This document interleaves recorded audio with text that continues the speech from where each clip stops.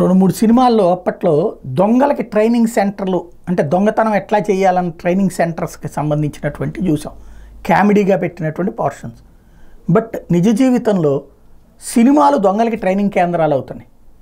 యూట్యూబ్లు అత్యాచారాలకి కేంద్రంగా మారితే కొన్ని సంఘటనలు ఇప్పుడు అట్లా జరుగుతున్నాయి. దానికి సాక్ష్యం తాజాగా పోలీసులు ఛేదించినటువంటి ఒక కేసు. ఏదైతే చీరాల దగ్గరన ఒక కుర్రోడిని అరెస్ట్ చేశారు. వాడి పేరు వెంకటేశ్వర్లు, పెదాల వెంకటేశ్వర్లు అలియాస్ వెంకటేష్. బాపట్ల జిల్లా చీరాల మండలం వాడరేవు గ్రామానికి చెందినటువంటి వాడు. ఇందులో స్పెషల్ ఏంటంటే ఇతను కూలీగా చేసేవాడు. అయితే ఈ లగ్జరీ వాటికి అలవాటు పడిపోయాడు. వాటికి మరి కూలీలో డబ్బులు చాలవు కదా.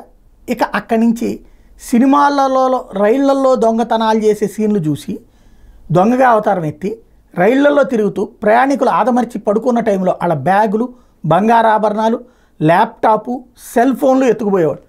ఇటీవల చీరాల్లో రైలు దొంగతనాలు అధికమైనటువంటి నేపథ్యంలో గుంతకల్లు రైల్వే జిల్లా పోలీస్ సూపరింటెండెంట్ కె చౌడేశ్వరి ఆదేశాల మేరకు ఒంగోలు జీఆర్పీసీఐ కె భుజంగరావు ఆధ్వర్యంలో Chirala GRP SI CH Kondaiah తన సిబ్బందితో కలిసి దర్యాప్తు చేస్తే ఆ సందర్భంగా దొరకడంతో ఈ విషయం తేలింది.